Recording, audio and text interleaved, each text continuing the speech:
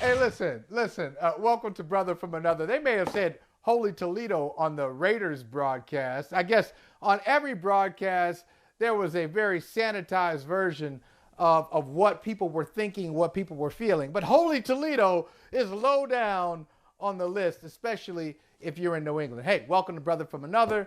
We appreciate you no matter how you're consuming the show. We really do. Whether you're watching on Peacock TV, whether you're listening on Sirius XM, Channel 85, watching on YouTube, listening to your favorite podcast, wherever you listen to your podcast, we love when you check for us, and so we will try to deliver for you today. Got a fun show coming up, but I wanted to start there for a couple of reasons. And let's put that feed item up. Feed item I got to say I'm proud of this. I got to take you I got to take you behind the curtain on why I called the feed item what I did. The Patriots post-dynasty program, parts 1 and 2. Can I tell you, can I confess a little trivial thing here? I put parts 1 and 2 because I was listening. I spent the whole weekend listening to the Isley Brothers. And all their songs were like parts 1 and 2. Footsteps in the Dark, parts 1 and 2. Fight the Power, parts 1 and 2. That Lady, parts 1 and 2. I was like, hey, I got to put parts 1 and 2 in a feed item, even if it doesn't make sense. But in this case, it does make sense. Because not only parts 1 and 2 for the Patriots dynasty, post-dynasty, it's probably, I could go 25, 30 parts on it. There's a lot to consider. And I think it's interesting, and this conversation has to be had, it's interesting that the New England Patriots are responsible for one of the dumbest plays in the history of football. Now, that would be like, I don't know where you went to high school, but that would be like your valedictorian. The valedictorian from your high school doing the dumbest stuff you've ever heard of. Like, if somebody says, you won't believe some of this something just went down the other day. It was so stupid, and it was so-and-so. Now, everybody got a picture in your head of who that would be from your high school. If something dumb happens, you say, oh, I know who did that. But the Patriots have never been that. The Patriots haven't been that team for a generation. So it is really significant that this team, the straight A student, the smart kids, we know more than you do. We prepared for it before you even thought of it. That team, the team that has specials, Do Your Job, part 1, 2, and 3, to keep the Isley Brothers theme going, would have a stupid play. And I just wanted to just really speak on what it's supposed to be once you go through a dynasty. What's supposed to happen on the other side of that? And I think that's what the Patriots are experiencing right now, and you have a variety of opinions. If you're in New England like I am, you hear people saying things like, hey, it's time for Bill Belichick to go. He's just holding on. He's not the same without Tom Brady. They need a fresh start. I mean, this is talk we haven't heard in New England since Bill Belichick took the job in January of 2000. So we're almost talking about 23 years ago, on the verge of 23 years ago. I want to give you a couple of things here, just so we can put this whole conversation in context, to know where we were and understand where we are now with the Patriots. At one point, the Patriots had a streak going, a division title streak of 17 division titles in 19 years. 17 division titles in 19 years. In the 2 years, check this, in the 2 years that they didn't win the division, they tied for it. So 1 year, 2002, they don't win it. They're 9-7, and the division winner was the Jets. They were 9-7. Another year, 2008, they don't win it. They were 11-5, and the division winner, Miami, was 11-5. This is a team, an organization that has been so confident, some say arrogant, that when they finished a regular season, first time in NFL history, somebody went 16-0 in the regular season. They had a banner up, 16-0 regular season. Then they took it down. They took down the banner because they were embarrassed that 16-0, that the postscript came with a loss in the Super Bowl to the Giants. So they were too above hanging a 16-0 banner in their stadium, the only team in football that could say something like that. And I'll tell you, I'll make it personal. Here's a personal story. So I got 3 kids. We have 3 kids. I didn't deliver them. I was there. I didn't deliver them. But we have 3 kids. And so the middle one was born in 2010. That means every year of his life, the Patriots were in the divisional playoffs or conference championship game for the first 8 years of his life. First 8 years of his life, it was divisional playoffs or conference championship game. It got to the point, I remember he was like 5 or 6 years old, and he said to me in September, this is like first day of school. We're driving to school, and he says, hey, Daddy, are you going to the Super Bowl again this year? I said, well, son, it depends on the Patriots go. This is not, not guaranteed that they go to the Super Bowl. And she said, oh, yes, it is guaranteed. Yes, it is. It's guaranteed, because that's all he knew.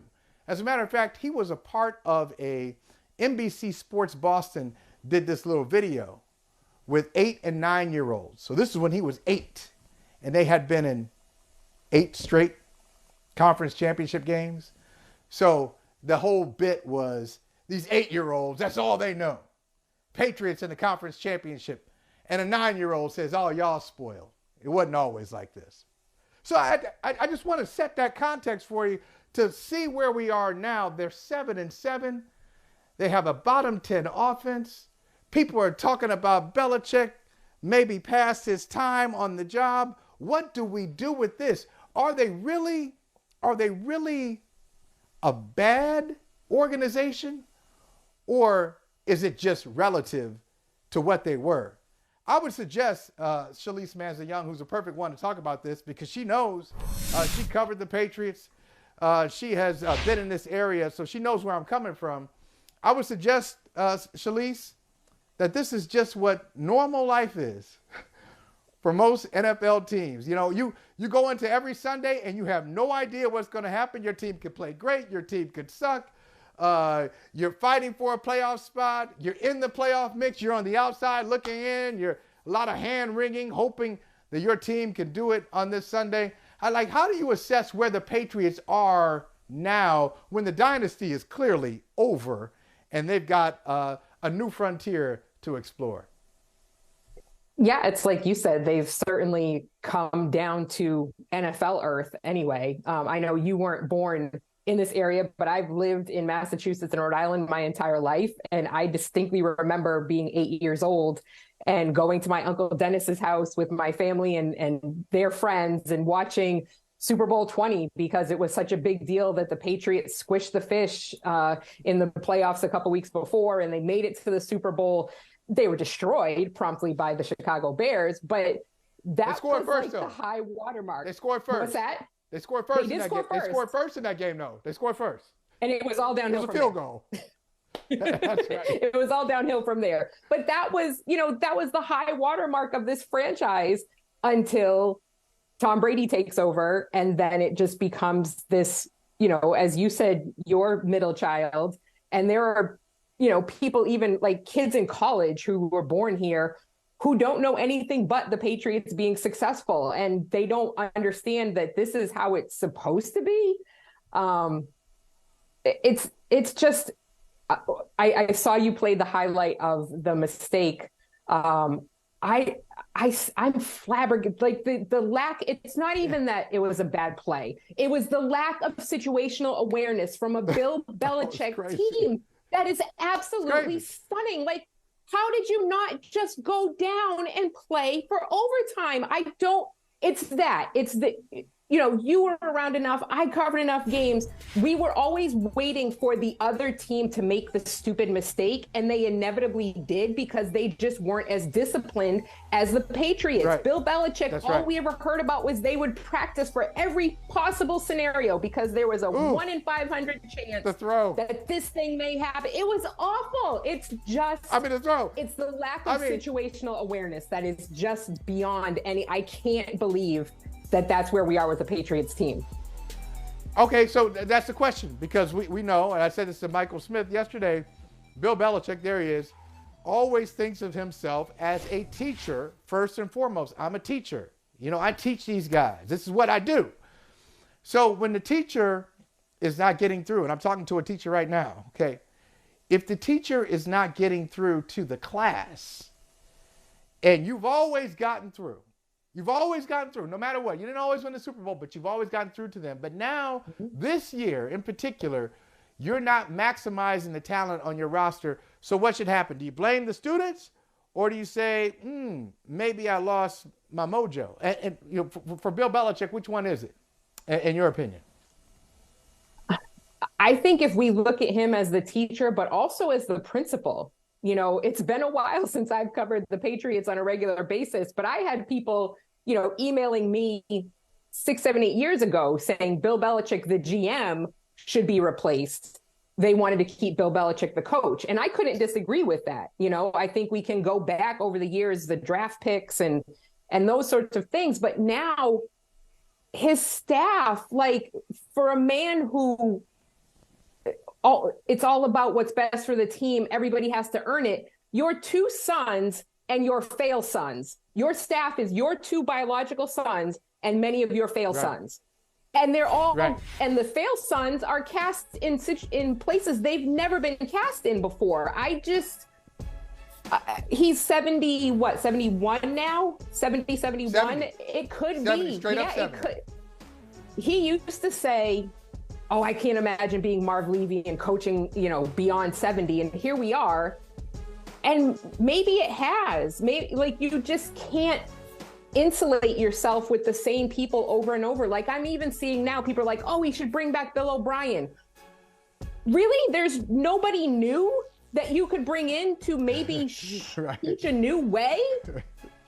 We're going to bring back somebody who's already been there and failed at multiple other places and bring him back. And then you're also hurting Mac Jones if you do believe in him, because any new offensive coordinator that you bring in is potentially a third different way of doing things. And that's just not a recipe for success for a young quarterback. So it's the whole thing. It's really, you know, I don't know that Robert Kraft would ever fire him, but I mean, it just seems like it's time for a fresh start.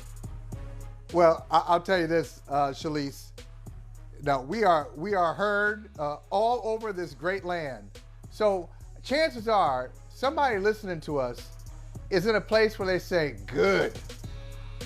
Good. I'm glad the Patriots are struggling. Because, you know, I started to sing a while ago, props to Dave Chappelle. We'll talk about him later. But Chappelle had the Players Haters Ball, right?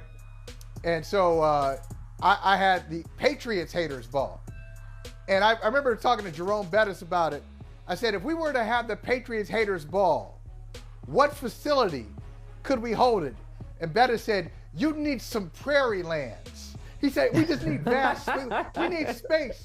He said, you ain't got enough space for what the kind of animus we have for the Patriots. So they've had a lot of enemies over the years. They held down. It was like it was not a sports dynasty. It was like a political dynasty. They just reigned. They occupied the NFL for a generation, and they had their scandals, they had their triumphs, and people just got sick of them. So I'm guessing, I don't know what you hear from people. I'm guessing that most of the people listening to us are happy that this is happening to the Patriots, and they were ecstatic that the Patriots lost in that fashion to the Raiders. I am sure. I mean, I know, I think I saw Amy Trask, who used to be president of the Raiders and was president of the Raiders for that snow game and the tuck rule game. You know, she was pretty, I saw a little bit of shout and fried from her on Twitter Sunday night, Monday morning. And, you know, I totally understand it. You know, the people who, as you said, because of Belichick, who, you know, is as publicly, you know, he's just so prickly. His public persona is so prickly. They had Deflategate. And that's on a good day. And they had Deflategate and Spygate, and then the winning. And, you know, I get it. I completely understand if I'm a fan of another team, especially a team that, you know, lost to them along the way, that you're loving seeing this collapse, you know, especially, again, the Jets. How many problems have the Jets had over the years? The Bills are finally, ascending after 25 years of being in the doldrums of the NFL. And it's, when you look at the roster, when you look at the coaching staff, unless there's wholesale changes, you're not even sure how it's going to, it just doesn't seem like there's a quick fix. It's not like they're one or two players away and next year they're back, fourth, fifth seed or whatever the case may be. And what this is my next to last question for you. I don't feel like it should be a quick fix. And maybe I'm just looking at it all wrong. I'm looking at it all wrong. I feel like, okay, you grew up here. You grew up in the New England area. So you remember the aluminum seats at old Foxborough Stadium. You remember the bad teams and the scandals that they had the other way. They had scandals with Lisa Olson. They didn't want a woman in the locker room, and they were harassing, and there's all kinds of nastiness and craziness with the Patriots. So then you see them become this model franchise, at least on the field, and they give you 6 championships in a 20-year span. Okay, I feel like, all right, I got my championships. So it's okay if you let it slide down a bit to rebuild. What's wrong with a 2-year, not 5 years? Nobody gets 5 years now, I know. But what's wrong with the 2-year rebuild for the Patriots? It doesn't have to be, hey, next year we get right back in there and we're 13-4. There's nothing right. Fans have to recognize that, as you said, they're a normal NFL team now.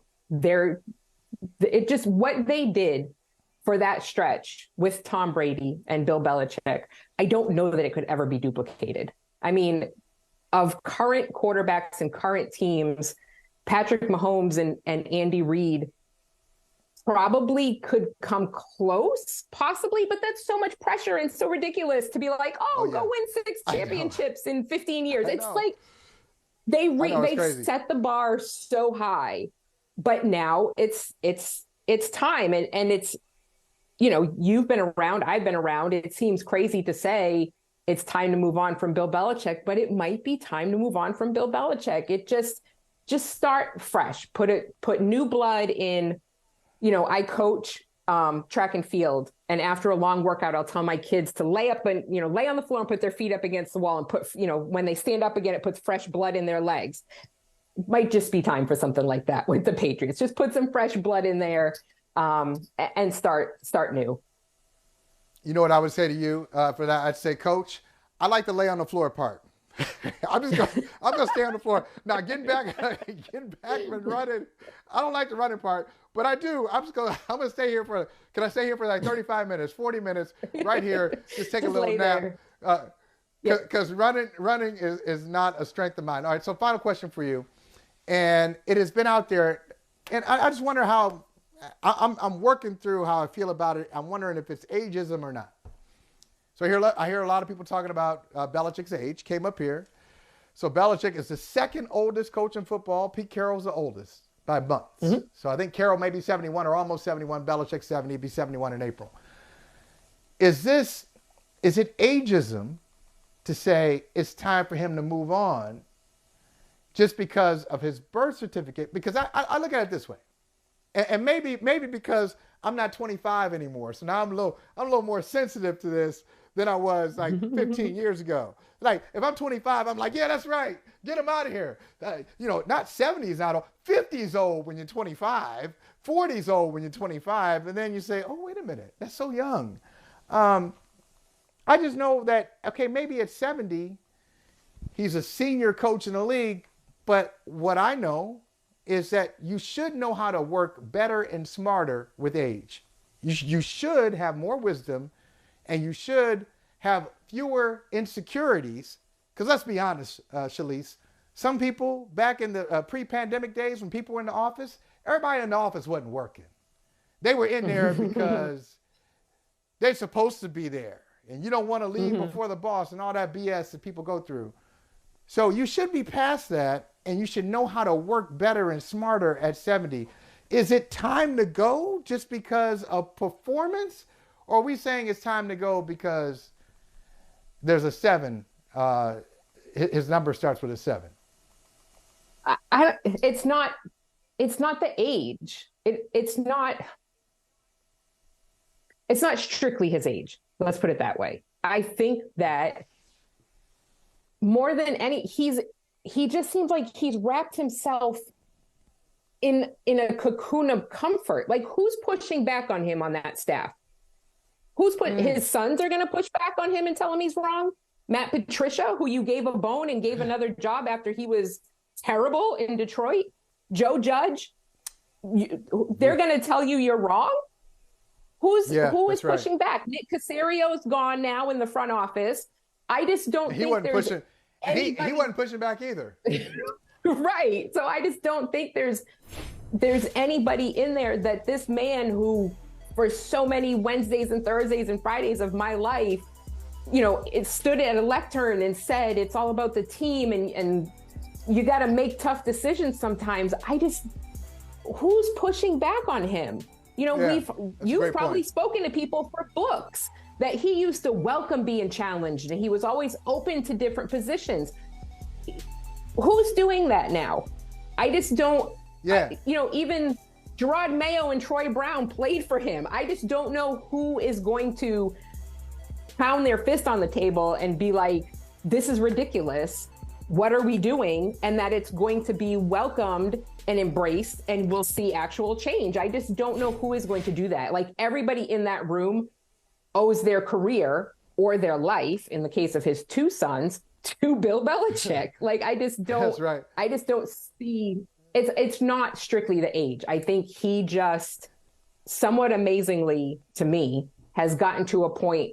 It's just too safe. It's too comfortable, and it's a great point. You have to be uncomfortable.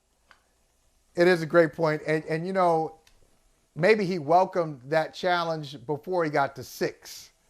As a head, 6 titles as a head coach, 6 Super Bowls. Like, okay, just think about our profession. Think about the Pulitzer. You win 1 Pulitzer, you're humbled. You win 2, okay, it feels pretty good. And listen, Shalise, if I win 6 Pulitzers, I'm not taking your calls. I'm sorry, it's not personal. I'm not taking your calls. You better go through my assistant. Who gonna challenge me on journalism? I got 6 Pulitzer Prizes. Exactly. You know what I mean? Like, after a while, you just start smelling yourself. You feel like, hey, if I am challenged, they don't know what they're talking about. Why would they challenge me? Anyway, how disrespectful. But anyway, man, it's always great talking with you, Shalise. Appreciate the insight. And as I always say, you're welcome here anytime. Come hang out with us. One day when Michael Smith decides to come to work, all 3 of us will have a conversation. Happy holidays, Michael. Happy holidays to you and yours, too. Thank you.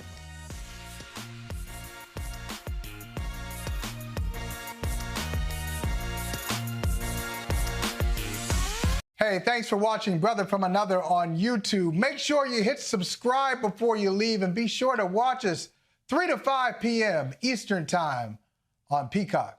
Appreciate you.